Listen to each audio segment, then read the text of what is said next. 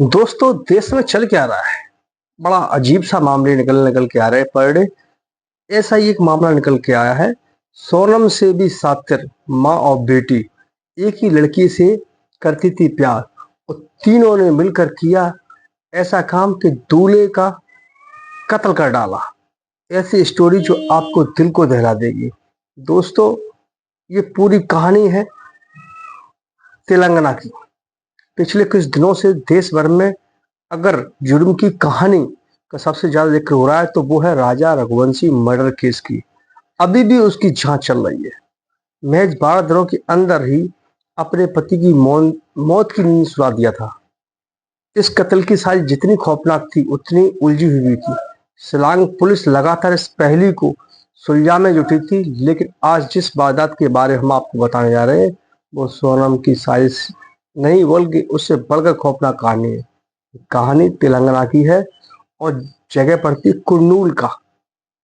पत्नी और सास की खूनी साजिश, जहां रिश्तों के नाम पर इतना बड़ा धोखा हुआ कि जिसे सुना किसी का भी दिल दहल जाए। ये कहानी नवविवाहिता और उसकी माँ और उसके एक बैंक कर्मी प्रेमी की है।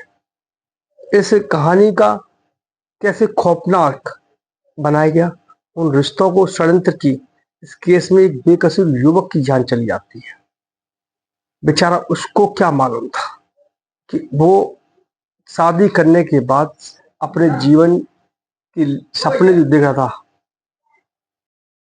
दोस्तों, आप नए आए हो तो हमारे वीडियो को लाइक करें और चैनल को सब्सक्राइब अवश्य करें। ऐसे कैसे हुआ? तेजेश्वर, जो जिसके साथ में उसकी शादी हो रही थी, उस लड़के का नाम था तेजेश्वर। अब नाम तो तेजेश्वर था, अब इनकी सगाई शादी कैसे हुई? 17 कह सकते हैं कि 13 फरवरी को इनका रिश्ता तय हुआ और बात हुई कि 17 अप्रैल को इन दोनों की शादी होगी। इस तरीके से इन घर वालों दोनों परिवारों से मिलजुल कर दोनों का रिश्ता तय हुआ। दोनों परिवार मिलकर 18 मई 2025 को इनके तारीख पक्की की गई, जिस इस तारीख को आपको दोनों का विवाह होगा। लेकिन ये क्या होता है कि शादी होने से करीब 5 दिन पहले ही लड़की का नाम ऐश्वर्या होता है और इसकी माता का नाम सुजाता होता है और जिस लड़के से शादी हो रही थी उसका नाम तेजेश्वर होता है। अब शादी के महज 5 दिन रह गए थे और वो घर से गायब हो जाती है। घर वाले घबरा जाते हैं कि अब क्या किया जाए। धीमे धीमे दिन बीतते हैं, 1 दिन हो जाता, 2 दिन हो जाता, 3 दिन हो जाते हैं। ये पूरी चर्चाएं आसपास सभी रिश्तेदारी में और क्षेत्र में होने लगती हैं। अब लास्ट महज शादी 2 दिन रह गए थे, वो लड़की अचानक से वापस आ जाती है। 16 तारीख को वो वापस लौट आती है, जिसका नाम ऐश्वर्या होता है।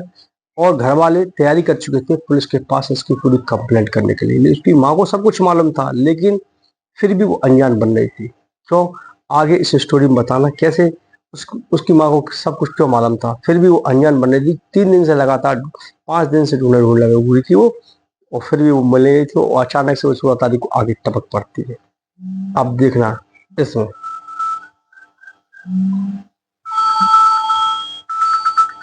अच्छा, फिर इसमें क्या होता है, जैसे ही 18 तारीख आती है, वो लड़की ऐश्वर्या होती है अपने घर वालों को समझाती है, बुझाती है और भरोसा दिलाती है कि आगे से हम ऐसा काम नहीं करेंगे। और भरोसा दिलाती है अपने पति को भी, जो उसका जो पति होने वाला पति था तेजेश्वर को भी कहती है कि मैं तुम्हें सच्चा प्यार करती हूँ और जिंदगी में ऐसा काम नहीं करेंगे। उनके घर वालों को समझाती है, अपने ससुराल वालों को।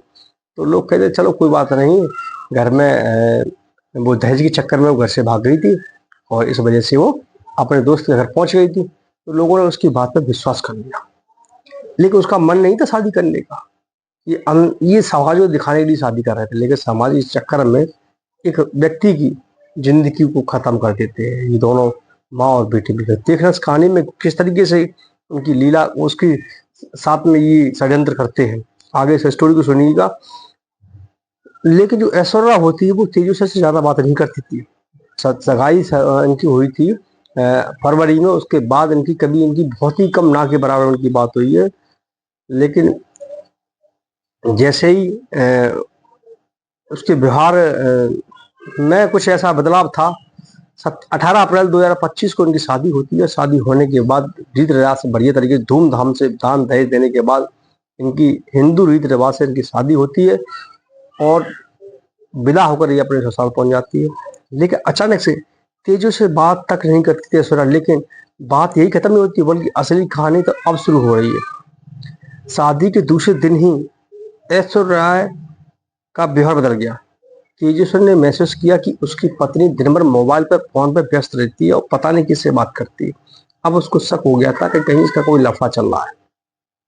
इसलिए ये परिवार में उसने तेजस्वी ने तुरंत कह दिया कि मुझे कुछ शक है, ये कहीं ना कहीं फोन पर बिजी रहती है, पता नहीं कहाँ रहती है। 17 जून को लापता हो गया था। शादी हुई थी इसकी और शादी होने के बाद 18 मई को इसकी शादी होती है और 1 महीने के बाद मतलब ये कहानी चलती रही, आना जाना इनकी जो भी है, पत्नी का रस्में वो जो होती हैं, घर के कार्यक्रम पूजा पाठ सब होते हैं। ये 1 महीने में उसको देख लिया। 17 जून को ये घर से गायब हो जाता है। अब गायब हो जाता है तो लोगों ने कहा, घर वालों ने कहा काम से गया होगा, लेकिन नहीं मिलते हैं। समझा कि नई शादी हुई है, थोड़ा वक्त लगता है, तेजस्वी चुप रहा, लेकिन वो अंदर से टूटने लगा। फिर आया 17 जून का दिन। तेजी से सुबह घर से निकला और उसके बाद कहीं वापस ही नहीं लौटे। पूरे परिवार के लोग घबराहट में थे, आखिर हुआ तो हुआ क्या। तेजस्वी की तलाश शुरू हो गई। पुलिस में इसकी कुन्नूर पुलिस के पास भी गुमशुदगी की शिकायत दर्ज करा दी। अब जैसे ही वहां पर पुलिस के पास FIR दर्ज होती है तो पुलिस खोजबीन में लग जाती है, तलाश करती चारों तरफ। फिर वो क्या करती, कुछ शक होता है, घर वाले कुछ उसको पुलिस को कुछ बताते हैं पूछताछ में, तो पुलिस क्या करती, सबसे पहले फोनों के नंबरों की सीडियां निकलवाती है। जैसे ही उसकी और उसके पत्नी की सीडियां निकलवाती हैं तो पत्नी के नंबर पर करीब एक व्यक्ति से करीब 2000 बात हुई के नंबर पर। बस पुलिस का माथा में ठनक जाता है। फिर क्या, पुलिस पता चला कि ऐश्वर्या शादी के बाद भी लगातार उसकी अफेयर था। बैंक का कर्मचारी था, उससे उसका अफेयर था, उससे वो लगातार 2000 बार भी ज्यादा से ज्यादा उस पर कॉल की थी शादी के बाद।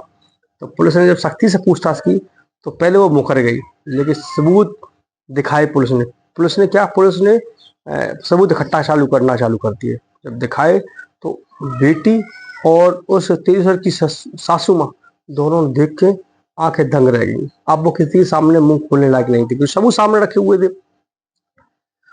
तो दोनों माँ और बेटी, ये जो 23 वर्ष की पत्नी है उसकी सास, उस बैंक कर्मचारी के संपर्क में थी।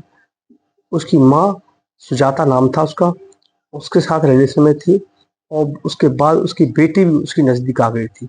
यानी कि वो एक प्रेमी से दोनों बेटी और माँ दोनों अपना काम चलाती थी।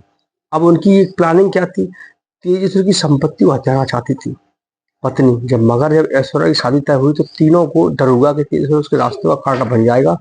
ऐश्वर्या को अपने नए पति से कोई लगाव नहीं था, उसे बस बैंक कर्मी के साथ रहना था और तेजेश्वर की संपत्ति हथियानी थी। तेजेश्वर को शक था कि पुलिस को शक था कि तेजेश्वर से जब ऐश्वर्या को उस शख्स से बात करने को रोका तो उसकी हत्या की साजिश रच डाली। उसने मना किया था कि इससे बात मत किया करो, उसे मालूम पड़ गया था, लेकिन तभी समझ गई कि इसको रास्ते से हटाना है। फिर क्या था, पुलिस ने जब जांच पड़ताल करी तो बैंक के जो कर्मचारी था उसने पैसे देकर हत्यारों को सौंपाई दी और यहाँ तक कि ड्राइवर भी अपना भेजा। तो 17 जून को तेजस्वर को जमीन का सर्वे करने के लिए उसको बुलाया गया, अपनी गाड़ी में बैठाया, वहीं वो हत्यारे बैठे हुए थे। गाड़ी बैठाने के बाद वहीं उसके साथ में मारपीट करते हैं, चाकू कूद कर उसकी गाड़ी में ही हत्या कर देते हैं। उसके बाद उसको कहीं वो फेंकाते हैं, लेकिन जब पुलिस दोनों को पकड़ लेती है उसके बाद जो बैंक कर्मचारी और उसकी जो हत्यारे है वो भाग गए। पुलिस उनकी भी छापेमारी कर रहा है, उनके फोन नंबर भी उस पर लगे हुए हैं। जो कुरनूल की जो इतना बड़ा हत्याकांड हुआ है दोस्तों, ये बहुत ही दर्दनाक हत्याकांड देश के अंदर हो रहा है। आजकल की शादी होती है, आजकल शादी तो कर लेते हैं, लेकिन जो शादी सोचते बहू घर में लेके आएंगे, बहू तो नहीं आती है, लेकिन कातिल बहू बन के आ जाती है जो उनके बेटे को ले बैठती है। बड़ा सोच समझने की बात है। जितने भी माँ बाप हैं अपने बेटी की शादी बड़े सोच समझ के करें, नहीं कहीं उसके चक्कर में आप लोगों को ये दिन ना देखने पड़े। दोस्तों, आपको हमारी कहानी कैसी लगी? सिर्फ समझाने दिल दुखाने का नहीं था, ये सिर्फ आपको जागरूक करने का था कि ऐसे ऐसे देश के अंदर मामले हो रहे हैं, तो आपको सतर्क रहने की आवश्यकता है। सोच समझ के शादी विवाह संबंध करें, कहीं इनका लफड़ा तो नहीं चल रहा है। और ऐसे कि प्रेमी वाले मैटर में जरूर ऐसी पति की हत्या होती है। मैनपुरी यूपी में हुई थी, एक तुम्हारा वो